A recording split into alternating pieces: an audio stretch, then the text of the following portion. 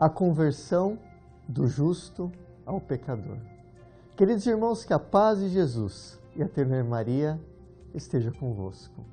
No nosso caminho de deserto, como corremos o risco, por causa de tanta dor, sofrimento, ou até por causa dos maus tratos dos nossos pais humanos ou superiores religiosos, que deveriam apresentar a figura de um pai, perdemos a figura de Deus que é Pai. Contudo, o amor do Pai, de Deus, que é maior do que qualquer amor humano. Deus ama como um pai, que só sabe amar e que compreende o deserto, a aridez de seus filhos, compreende este amor do Pai. No Evangelho de Lucas, em especial no capítulo 15, nós vemos 3 parábolas muito importantes, chamadas de parábolas da misericórdia. Meditando-as, podemos constatar que Deus é louco de amor por nós. Nestas parábolas, podemos ver como Deus faz as coisas estúpidas, segundo o raciocínio humano, para amar e salvar os seus filhos. Basta olhar a passagem do pastor que abandona 99 ovelhas no deserto para ir atrás apenas de uma que se perdeu. Realmente é um pastor louco, pois nenhum pastor estaria hoje disposto a deixar 99 ovelhas sozinhas para procurar a única que havia se perdido. E Jesus, ele quer dizer com isto que cada um de nós é único e possui um valor absoluto para o pastor, para o pai. O grande cardeal vietnamita François Xavier Nguyen Van Thuan teve como lema de sua vida a esperança que enche de amor o momento presente. Esse era o seu lema. E ele foi feito prisioneiro pelo regime comunista durante 13 anos, um verdadeiro pastor. 9 dos quais totalmente isolado. Mas ele, como pastor, não ficou de braços cruzados esperando a libertação. Ao contrário, com criatividade, com uma criatividade própria do amor, ele fez amigo até dos carcereiros. Construiu para si um crucifixo de arame farpado da cadeia. Celebrou a Eucaristia clandestina na palma da mão. Escreveu com 3 gotas de vinho, uma de água. Escreveu 3 livros, ordenou sacerdotes na prisão. Catequizou presos e depois de uma vida luminosa, morreu com câncer em setembro de 2002. Esse cardeal, sempre gentil com as pessoas, com a palavra mansa, não com ignorância, porque não tratava o povo como um patrão, entendeu que Jesus era louco de amor por nós. E afirmava em um de seus livros que Jesus tem um defeito, que Jesus não sabe matemática, pois se Jesus tivesse se submetido a um exame de matemática, por certo Jesus teria sido reprovado, pois para Jesus uma pessoa tem o mesmo valor de 99, e talvez até mais. Quem aceita tal procedimento? É a pergunta. Sua misericórdia, diz o Salmo, se estende de geração em geração. E caminhando no capítulo 15 de Lucas, nós vemos a mulher que varre toda a casa, procurando a dracma perdida, símbolo de Deus que varre todo mundo, canto por canto, para nos procurar. Mesmo quando estamos no pecado e quando nos encontra, nós que somos a sua moeda perdida, que Ele quer consigo. Uma vez que Ele nos encontra, Ele faz festa. Ele gasta todo o seu tesouro conosco, para mostrar que somos nós o seu tesouro. A parábola quer dizer que Deus faz festa para o pecador. O cardeal Van Thuan também dizia com esta parábola que Jesus tem um outro defeito, que ele desconhece a lógica. Pois uma mulher possuía 10 dracmas, perdeu uma. Acende a lâmpada, vai à casa, procura até encontrá-la e quando encontra, convida suas amigas para partilhar sua alegria pelo reencontro da dracma. E de fato, não tem lógica fazer a festa por uma dracma. Assim, Jesus, com o seu defeito, nos ensina que o coração tem motivações que a razão desconhece. Jesus deu-nos uma pista. Eu vos digo que haverá mais alegria diante dos anjos de Deus por um só pecador que se converte do que por tantos justos. E a terceira parábola é a parábola mais conhecida e erroneamente chamada como a parábola do filho pródigo, que infelizmente é ensinada na maioria das catequeses como a história do filho que pede a herança ao pai e depois volta com o rabinho entre as pernas, se arrepende, se converte. Tudo bem, sim, isso é verdade. Mas a parábola não se resume só a isto. Segundo um grande biblicista, Monsignor Ravasi, bispo da igreja, esta é a parábola do pai, sendo endereçada não ao filho mais novo, o filho pródigo, rebelde, perdido, mas sobretudo é endereçada ao filho mais velho, aquele que se sente justo diante de Deus. E de fato, Jesus conta não aos pecadores, mas aos escribas e fariseus que se sentiam cumpridores da lei e justos diante do Pai, como nós veremos à frente. O padre e teólogo Henri Nouwen, um grande autor que eu amo muito seus escritos, no seu livro O Regresso do Filho Pródigo, ele descreve a experiência do encontro marcante e significativo que teve com o amor do Pai. E com o regresso do filho pródigo, pintado por Rembrandt, dizendo o encontro aparentemente insignificante, com um quadro em que se via em pormenor. Foi para mim o início de uma longa aventura espiritual, que me levaria a entender melhor a minha vocação e recobrar novas forças para viver.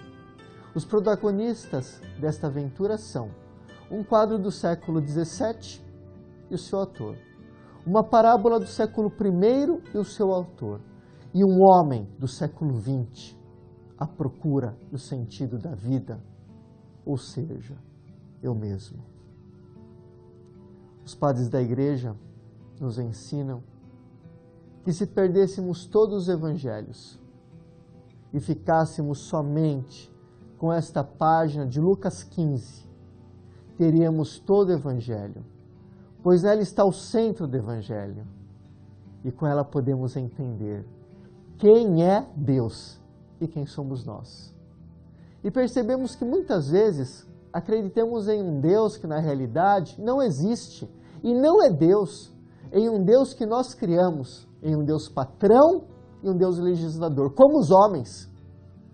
No meu caminho de sacerdote, eu já encontrei, irmãos, diversas pessoas que pecaram com aborto, adultério, assassinato, roubo, drogas, bebidas, violência sexual e tantas outras coisas. Nada mais me escandaliza.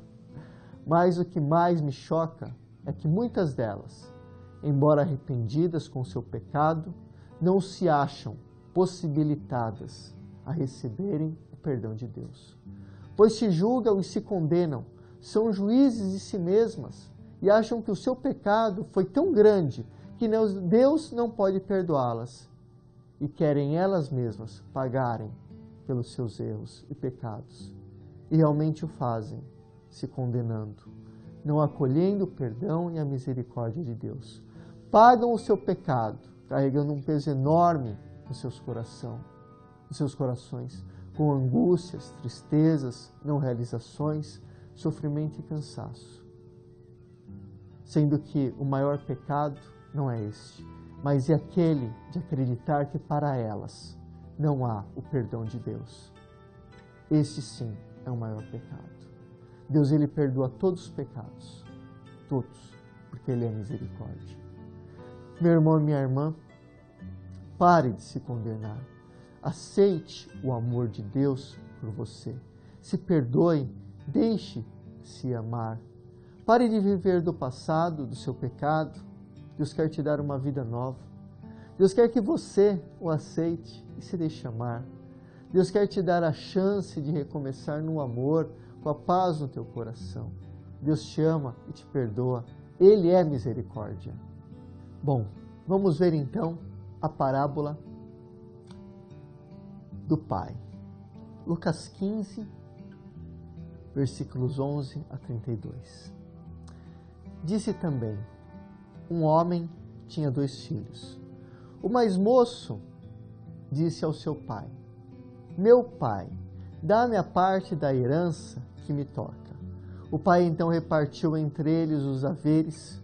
Poucos dias depois, ajuntando tudo o que lhe pertencia, partiu o filho mais moço para um país muito distante. E ela dissipou a sua fortuna, vivendo dissolutamente.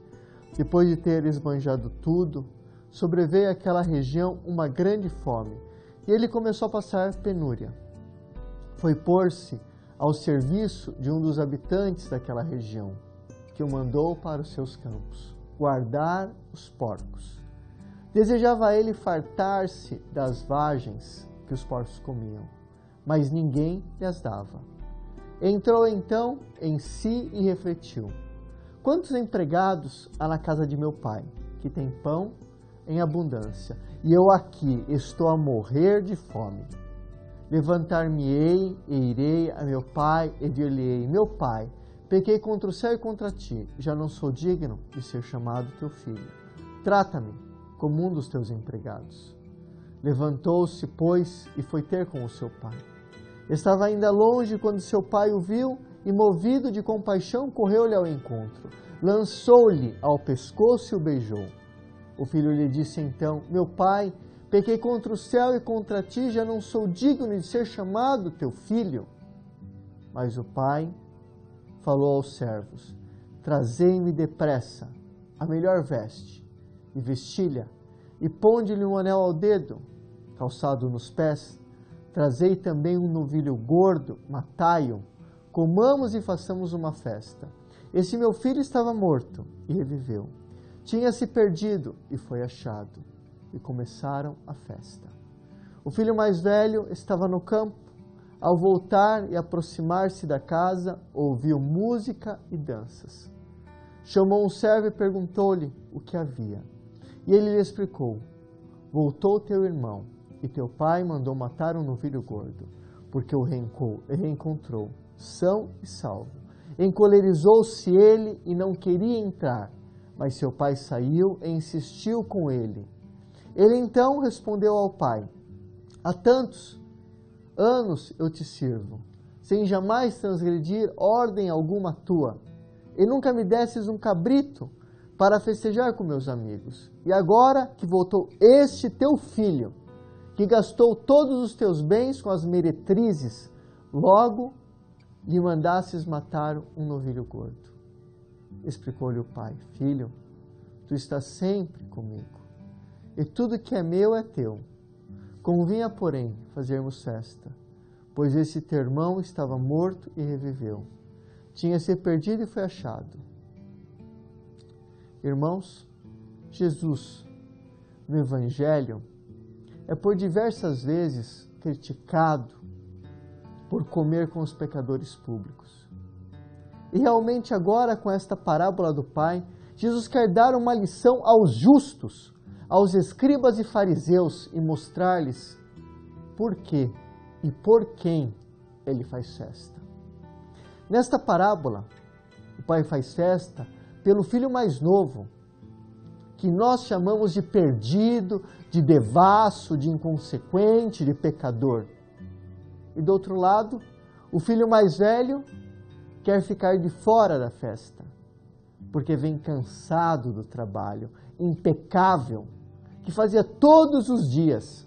Vê a festa, sabendo o motivo que é o retorno do seu irmão, e porque havia um coração pequeno para amar, mas grande e largo para condenar e cheio de justiça humana, porque se sente justo em julgar o irmão e o pai, porque se achava justo diante de Deus, ele condena. Que triste. Quantas vezes julgamos a Deus também, dizendo, olha, a vida daquele, daquela, Deus dá tudo e eu aqui, nada, sofrendo, infeliz. O filho mais velho acha que o pai errou na medida de executar a sua justiça. E porque não se conforma com o julgamento do pai, com a sua justiça, ele quer ficar de fora da festa que o pai dá para receber o filho mais novo. Esse texto, irmãos, além de expressar o retorno do filho mais novo à casa do pai, é um texto que trata também da conversão mais dura e a conversão mais difícil que pode haver no coração do homem. E esta conversão não é a conversão do pecador, do filho mais novo, pois ele se converte ao pai, ele retorna à casa do pai, aceita em ser amado e receber o perdão, a misericórdia. Mas a conversão mais dura e difícil é aquela daquele que se sente justo, chamado a se converter da sua justiça à misericórdia. É aquilo que Paulo fala em suas cartas, fazer o passo de passar da lei ao amor. A lei é pedagoga do Evangelho, e o Evangelho é o amor. Para o que se sente justo, é muito difícil abrir mão de sua justiça, abrir mão de seu modo de julgar e pensar, abrir mão de sua razão e de suas ideias sobre Deus e sobre os seus irmãos. Pois o justo quer justiça, quer ver aquele que infringiu uma lei, uma regra, pagar por aquilo que fez. E muitas vezes quer ver o pecador pagar em público o seu pecado, fazer a sua reparação para ser exemplos aos outros. Quer deixar claro que se infringir uma regra, uma lei, deve-se pagar. E o falso, aquele que se sente justo, até se desculpa, dizendo que isto é educativo. Infelizmente, vive no Antigo Testamento. Ainda bem que Deus não é justo como o homem, senão nós estaríamos ferrados, perdidos. Senão teríamos todo dia deitar de braços abertos no chão pedindo penitência. Após a tradição dos apóstolos, Jesus, nas suas aparições como ressuscitado, não condena a ninguém, não condena nenhum deles e não quer a explicação de nenhum deles, pois Jesus conhecia o coração deles todos que o traíram e o abandonaram. Conhecia os seus medos, as suas inseguranças, os seus pecados, as suas fragilidades e os perdoa. E os manda para frente, os dá uma missão, porque os ama. Não dá nenhum castigo, nenhuma pena educativa. O filho mais novo não pensava de forma legalista.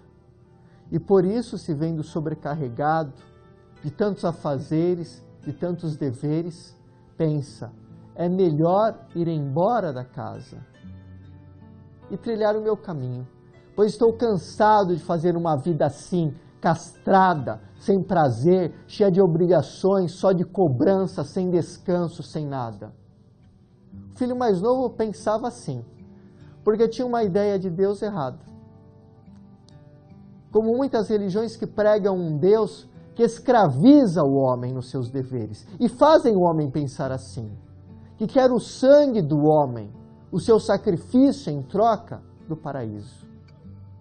E o fruto desse pensamento, desta falsa religião pregada, é que o filho mais novo se rebela. E o filho mais velho, que possui na parábola a falsa imagem do homem religioso, serve o pai como escravo, como muitos servem a Deus assim.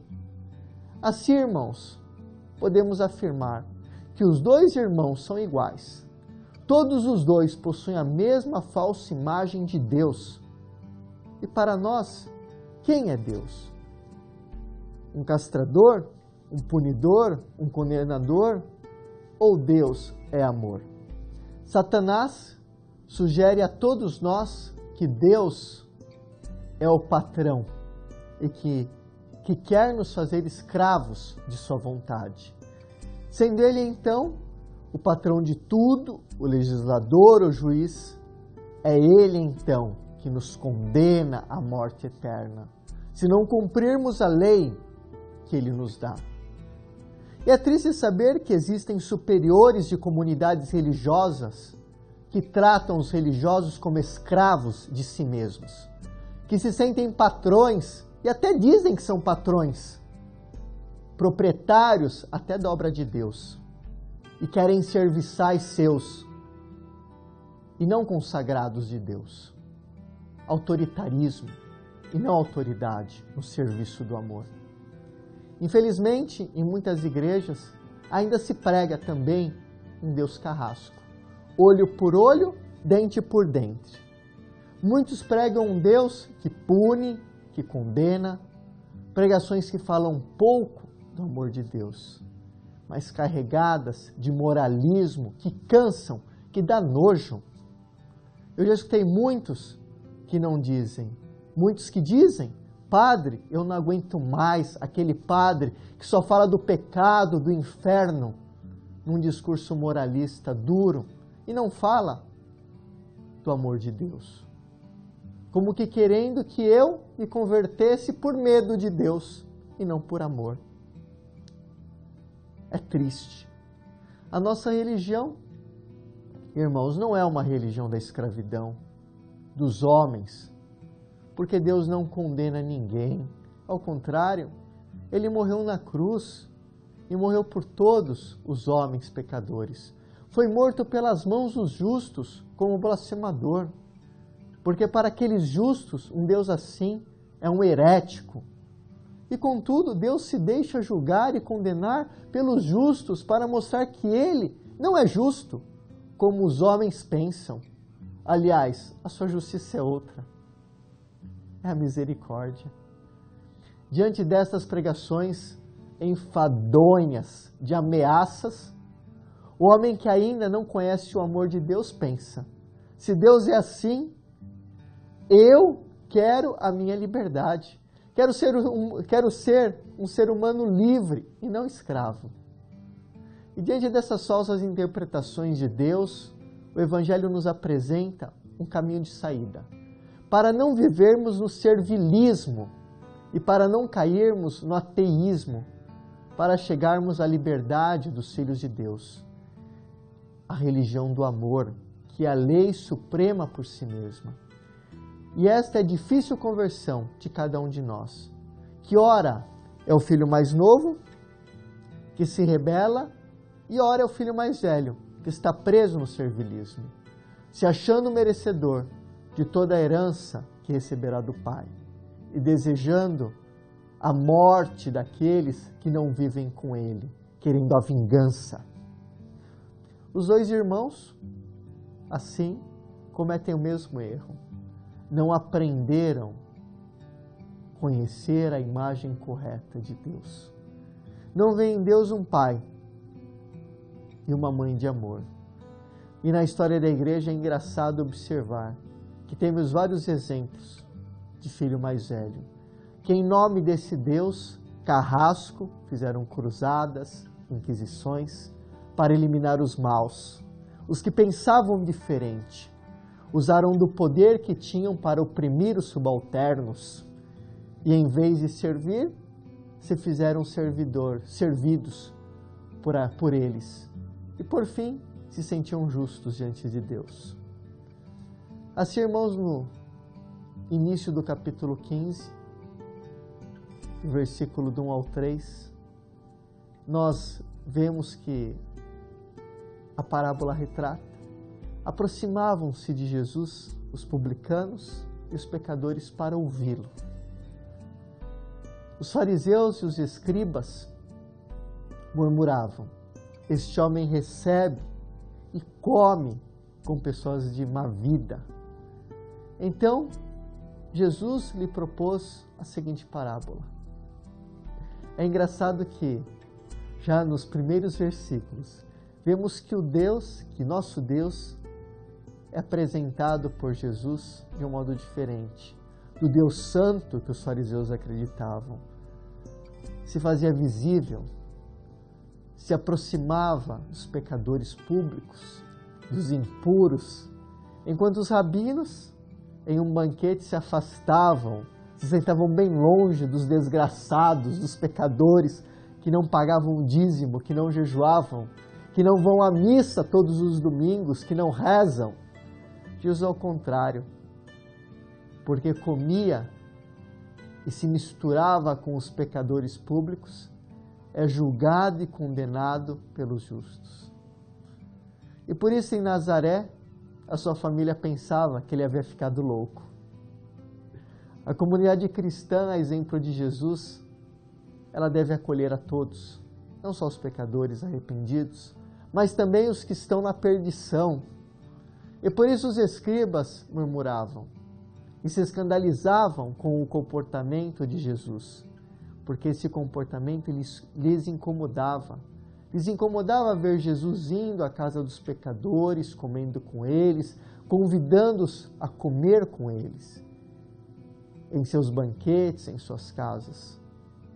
Se esperava o banquete para os justos, e Jesus faz o banquete para os pecadores.